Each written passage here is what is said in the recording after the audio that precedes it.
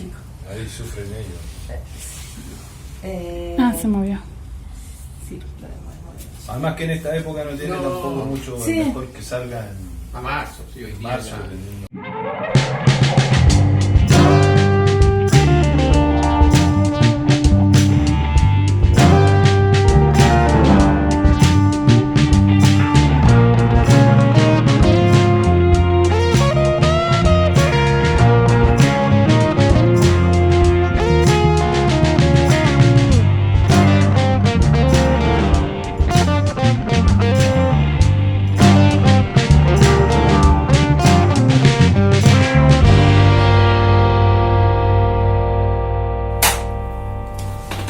Buenos días, les doy la bienvenida a este nuevo capítulo de Follo Podcast de la Fundación Follo Laneri de la Universidad Diego Portales. En esta oportunidad nos acompaña el abogado de la Universidad de Chile, Jorge Paredes, quien además es gerente del área de responsabilidad civil en materia de construcción y concesiones.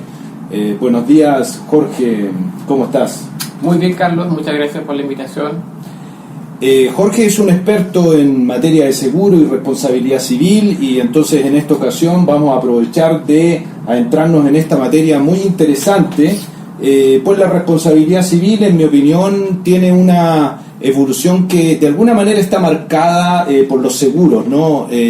Si bien en principio entendemos la responsabilidad civil basada en la culpa, como se mantiene todavía en el Código Civil en materia extracontractual, el seguro viene a poner en cuestión eso porque pretendemos que se sancione y que pague, ¿no? Quien ha cometido esa culpa, pero el seguro difumina esta situación. Entonces, de alguna manera el seguro ha marcado la evolución de la responsabilidad civil, y por lo mismo es un tercero invitado, un fantasma que siempre está en la actualidad en materia de accidentes, pues es un bolsillo importante que puede asumir la indemnización. Entonces me gustaría, Jorge, que nos explicara cuál es tu opinión acerca de la influencia del seguro en la actualidad en la responsabilidad civil. Todos, sea personas naturales, sea personas jurídicas, en nuestra vida generamos riesgos, ¿ya? Y esos riesgos hay distintas formas de manejarlos, ¿ya? Se reduce en vía prevención, se reduce en vía educación, pero sin embargo a veces eso lamentablemente genera efectos patrimoniales o físicos en terceros. Y las formas de controlar ese riesgo, una de ellas es precisamente transferir el costo económico de ese riesgo a un tercero, que es el asegurador, a cambio del pago de una cantidad de dinero que es la prima.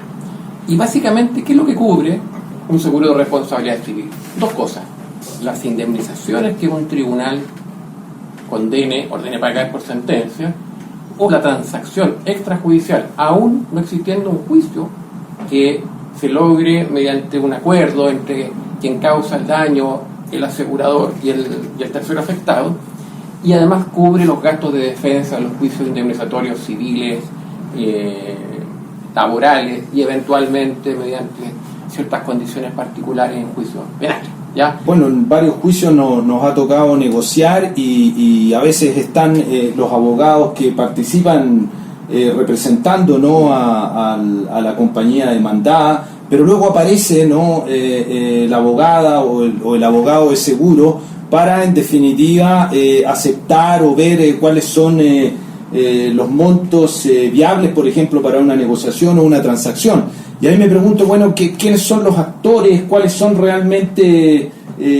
las personas que toman las decisiones cuando está un seguro involucrado, ¿no?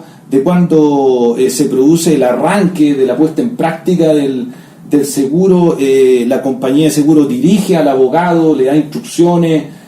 ¿Cómo se desarrolla esa mecánica entre la aseguradora y por otro lado el abogado que está en la trinchera del litigio? A ver, yo te diría inicialmente que una nota distintiva en nuestro país es que el tema de los seguros en general y de los seguros de responsabilidad civil y todo el proceso de operación de una póliza desde que se contrata, no olvidemos que al final del día una póliza de seguros es un contrato, hasta que opera, está fuertemente regulado desde el punto de vista legal y reglamentario. Ya, eso es una nota básicas distintivas. Segundo, para responder a tu pregunta, yo haría una distinción entre lo que es la etapa previa a lo que nosotros llamamos el siniestro, el hecho dañoso, la electrocución del trabajador, la inundación, la caída de la viga, la operación mal hecha, que sería la primera etapa en donde la persona natural o jurídica detecta una necesidad de un seguro, ya de cubrir su patrimonio frente a este riesgo de su actividad, el riesgo propio de su actividad. Y esa, en el fondo, esa primera etapa es la suscripción, y en ella opera el corredor de seguros. Estamos hablando de grandes corporaciones en donde ellos analizan los riesgos y en el fondo generan programas de seguro específicos para cada área o industria. Naturalmente el riesgo de una farmacéutica no es el mismo de una empresa forestal, son riesgos distintos y por lo tanto la asesoría debe ser especializada. Por lo tanto, se genera una póliza y esa póliza es una promesa de pago y protección al futuro, porque todavía no existe ningún siniestro, no existe ninguna necesidad de utilizarla, y normalmente se guarda en un cajón o en un archivo y nadie sabe que existe una póliza hasta que lamentablemente ocurre el siniestro y se genera ahí la segunda etapa.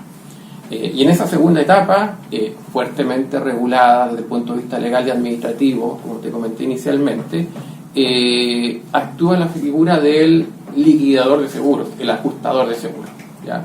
Que en responsabilidad civil generalmente es un abogado por razones bastante obvias. Nos toca manejar distintos estatutos legales, sentarnos frente a abogados que dominan perfectamente materias legales bastante específicas, ley de concesiones viales, temas de responsabilidad civil médica, en los casos de directores y gerentes, ley de sociedades anónimas. O sea, son materias muy específicas en donde lo aconsejable es que uno sea, como liquidador de seguros, abogado.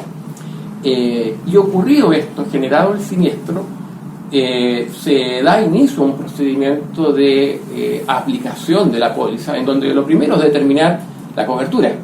La póliza va a operar, las condiciones del contrato permiten que el siniestro pueda estar amparado por la protección patrimonial de los gastos de defensa y las indemnizaciones. Esa es una labor que realiza el liquidador de seguros. Una vez que la póliza opera, porque existe consenso en que tiene cobertura, habrá que distinguir si existe o no un juicio, ¿ya? Por norma legal y reglamentaria, los liquidadores de seguros no pueden participar en el proceso legal, ¿ya? Por lo tanto, se designa un abogado que va a defender al asegurado en juicio. Ahora, la pregunta... Un amigo cercano ahí, ¿no? Puede ser un abogado corporativo, puede ser un abogado del staff de la compañía. Eso en el fondo es parte del proceso de la aplicación de la póliza. No hay una norma escrita en ese sentido de rigurosidad. Lo que sí, en el fondo, la compañía de seguros tiene el derecho a designar el abogado, ¿ya? De acuerdo. Ahora, ¿cómo va a operar en el fondo la compañía de seguros? Va a operar en función del riesgo expuesto. ¿Qué significa eso? Tú puedes tener, por ejemplo, una póliza de seguros con un monto o un límite asegurado bastante bajo, supongamos 1.000 UF, ¿ya? Y nos vemos enfrentados a un lamentable accidente del trabajo con un trabajador tetrapléjico, en donde el riesgo supera por mucho las 1.000 UF. Evidentemente ahí el riesgo no es de la compañía de seguros, porque muy probablemente la sentencia va a superar estas 1.000 UF. El riesgo es del asegurado. En ese caso, el rol director, el rol preponderante, lo tiene el asegurado. A la inversa, si tenemos una póliza de seguro, en el mismo ejemplo del trabajador tetrapléjico, de un monto asegurado de 10.000 UF y un deducible, que es la parte del seguro que debe pagar el asegurado de 200 UF, evidentemente el riesgo es de la compañía de seguro y por lo tanto el control en la dirección de las negociaciones, el control de la dirección procesal, aun cuando en Chile no exista una acción directa, la posibilidad de demandar a la compañía de seguros, por supuesto que en la práctica va a operar de esa manera, porque al final del día el riesgo patrimonial es mayor. Claro, o sea, parte. quien tiene el riesgo en definitiva lleva el sartén por el mango y maneja las decisiones, pero y ahí cuando uno entra al área chica de la transacción, ¿cuáles son los parámetros que se manejan para poder establecer un monto y llegar a un acuerdo con los abogados de la víctima, ¿no? Porque normalmente cuando hay una compañía de seguro involucrada, la defensa, ¿no?, de la víctima busca una indemnización por la vía más rápida, y si hay un seguro se alientan, ¿no?, a que pueda facilitarse ese acuerdo y en definitiva se logre la indemnización de manera más temprana.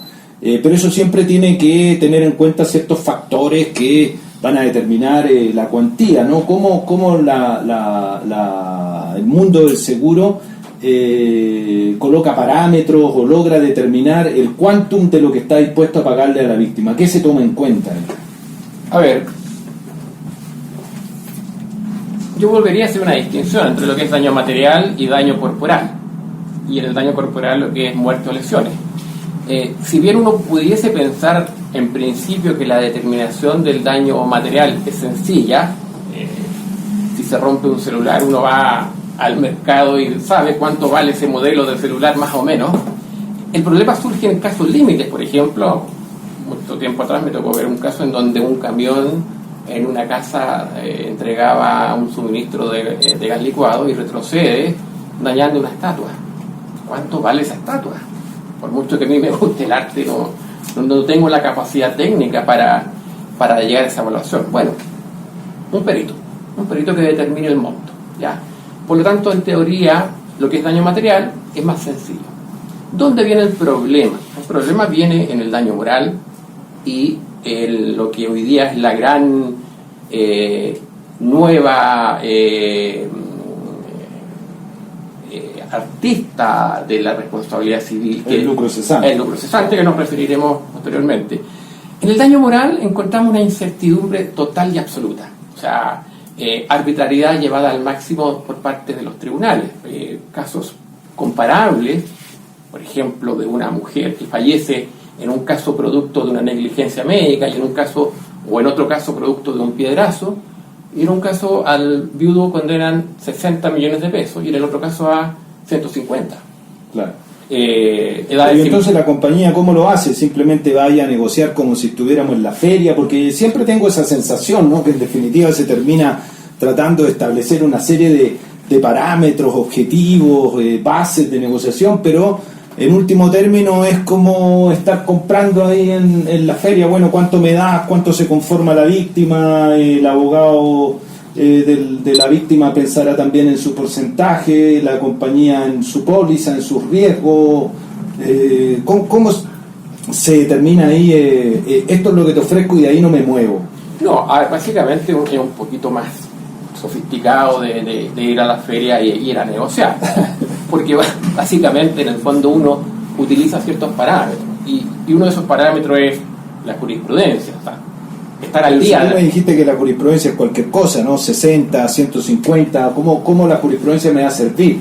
Tampoco los baremos han sido de tanta utilidad porque se aplican de manera más bien marginal, no han tenido una influencia generalizada, salvo en la tercera sala de la Corte Suprema, que a veces los considera, ¿no? O sea, no, la jurisprudencia te permite tener un marco, ya un parámetro. O sea, por ejemplo, uno tiene claro que en un caso de accidente laboral fatal no ha habido una condena en Chile por 900 millones de pesos.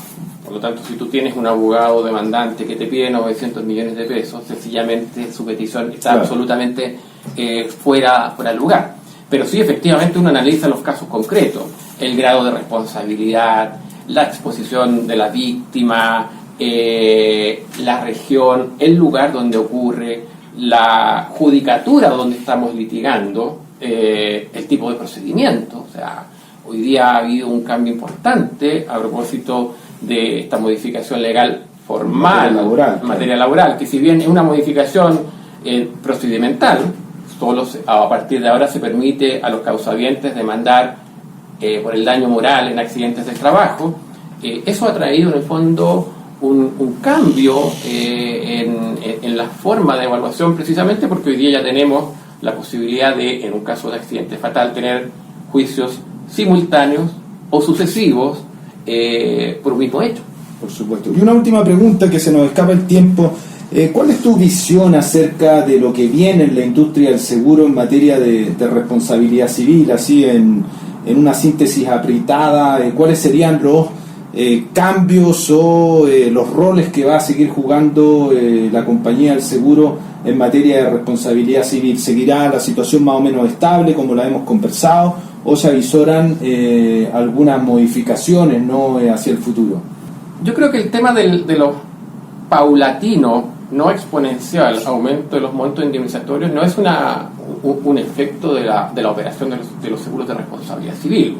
Recordemos que... Bueno, más normalmente hay cláusulas de confidencialidad. Por supuesto. De hecho, yo creo que el aumento de los montos viene por el lado de esta modificación legal al Código del Trabajo y por la creciente importancia del lucro cesante. Antes el lucro cesante no se otorgaba por un tema de falta de creatividad de los tribunales en cuanto a su cálculo, y a propósito de este fallo reciente de la Corte Suprema de la caída del avión en Juan Fernández, es como un fuerte tirón de oreja. La Corte Suprema le dice a los tribunales, a la Corte de Apelaciones: haga su pega, es difícil calcular el lucro cesante, pero usted tiene que hacerlo, ¿ya? Y por lo tanto hoy día, desde el punto de vista del aumento, yo te diría que no viene tanto por el lado de los seguros de responsabilidad civil. Ahora, ¿cuál es el futuro de los seguros de responsabilidad civil? Yo creo que básicamente va por dos lados: un aumento cuantitativo en su contratación y aplicación y un aumento cualitativo, ¿ya? 20 años atrás, o un poco más, cuando me inicié en este trabajo muy interesante, la cantidad de accidentes con seguros de responsabilidad civil era bastante baja.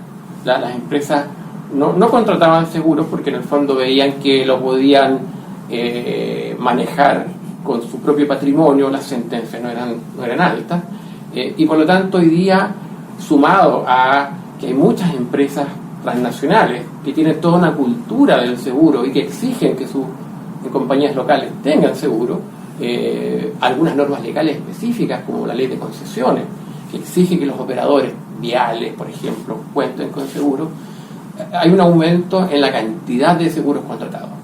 Pero también se va a generar y se está generando un aumento cualitativo, ¿ya? Existen pólizas de seguro para abogados, pero ¿por qué no se utilizan? Porque no hay sentencias que condenen, claro, por responsabilidad civil a abogados. Son escasas. ¿Por qué hoy día es normal que existan pólizas de seguro de responsabilidad civil médica? Porque hubo un momento en que la relación médico-paciente pasó de ser vertical a horizontal. El antes y el después lo marca la sentencia Veró. Y por lo tanto hoy día los médicos no discuten y no se cuestionan tomar un seguro. Existen seguros para los padres de familia por los hechos de sus hijos. ¿Por qué no se toman? Porque no hay reclamaciones y no hay demanda. Pero ahí hay un nicho en donde va a crecer. En otros países son obligatorios. Por supuesto. Los seguros ambientales, ¿ya? Por lo tanto, en mi opinión, el futuro viene dado básicamente por el aumento en la contratación, por la cantidad de seguros nuevos y fundamentalmente por un poco lo que indicabas al principio, la confirmación de un traspaso en el manejo de estos siniestros de parte de lo que antiguamente eran los abogados corporativos a lo que hoy día en el fondo son las compañías de seguro, y básicamente por una razón bastante economicista y práctica: el riesgo de esa conducta es traspasado al asegurador. Por lo tanto, el asegurador necesita tener el control de que lo que efectivamente va a pagar es lo que corresponde. Bueno, muchísimas gracias, Jorge, por esta panorámica, ¿no?, de la actualidad, de lo que significa la compañía de seguro en el ámbito de la responsabilidad civil. Terminamos entonces este podcast Fuello. Te agradezco nuevamente haber participado. Muchas gracias.